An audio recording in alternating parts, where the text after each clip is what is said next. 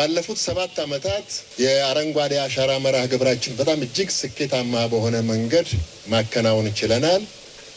ክቡር ጠቅላይ ሚኒስትር ዶክተር አብይ አህመድ አመንጭነት የሚካሄደው ፕሮግራም አጠቃላይ የሀገሪቱን ሕዝብ በማነቃነቅ ታዳጊ ህፃናትን፣ ወጣቶችን፣ እናቶችን፣ አባቶችን፣ የሃይማኖት አባቶች፣ ሽማግሌዎች ሁሉም በየደረጃው በንቃት ተሳትፈው በ7 ዓመታት ውስጥ 48 ቢሊዮን ችግኞችን መትከል ችለናል። ይሄ ትልቅ ስኬት ነው። የስኬቱ ባለቤት ደግሞ የሀገሪቱ ህዝብ ኢትዮጵያውያን ሁላችንም ነን። ይሄን ማሳካት በመቻላችን እንኳን ደስ ያላችሁ፣ እንኳን ደስ ያለን ለማለት ፈልጋለሁ። አሁን ዘንድሮ ደግሞ በ2018 በጀት ዓመት መገባደጃ ላይ ይሄ እዚህ ላይ እንደምታዩ ተስፋን እንትከል፣ ተስፋን መትከል ይሄ የዘመቻ ስራም አይደለም። ህዝብን አነቃንቀን እንደዚሁ እንደተለመደ ነገር የምናደርገው ነገር አይደለም። ይሄ ከተፈጥሮ ጋር መግባባትን የምንፈጥርበት የሀገራችንን አጠቃላይ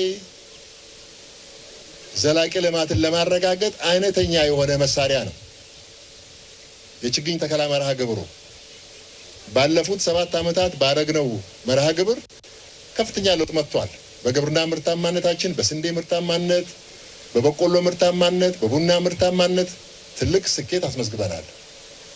እንደዚሁም ደግሞ ደኖቻችን እንደዚህ ለምተው የደን ሽፋናችን 17.2% ብቻ ከነበረበት ተነስቶ አሁን 23.6% ደርሷል። ባለፉት 7 ዓመታት በሰራነው ስራ ማለት ነው። ስለዚህ ትልቅ ለውጥም የመጣ ነው። ትልቅ ተስፋም አለው ማለት ነው። ይሄ ትልቅ ራዕይ ነው። ትውልድ የሚሻገር ራዕይ ነው። አገር የሚገነባ ራዕይ ነው። ዘላቂ ልማትን እውን ለማድረግ አይነተኛ መሳሪያ ነው። በዘመቻ ዝም ብለን ችግኝ ብቻ የምንተክለው ነገርም አይደለም።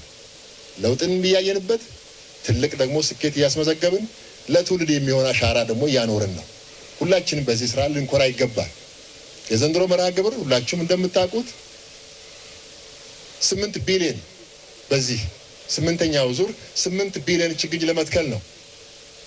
ከዚሁም በዛሬው ደግሞ ዕለት በአንድ ጀንበር 800 ሚሊዮን ችግኝ እንተክላለን ነው።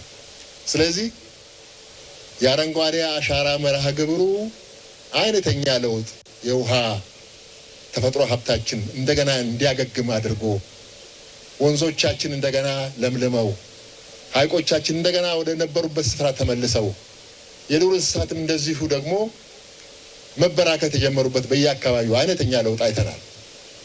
ስለዚህ መላው ኢትዮጵያውያን በነቂስ ወጥተን በዛሬው ዕለት የምናደርገው መርሃ ግብር ከ800 ሚሊዮን በላይ ችግኝ ለመትከል የሚደረገው ርብርብ ሁላችንም የራሳችንን አሻራ እንድናሳርፍ ጥሬን ያቀረብኩ መልካም መጪው ዓመት ለሁላችንም የስኬት ዓመት፣ የልማት ዓመት፣ የብልጽግና ዓመት፣ የሰላም ዓመት እንዲሆንልን እመኛለሁ። በጣም እጅግ አድርጌ አመሰግናለሁ። መልካም መርሃ ግብር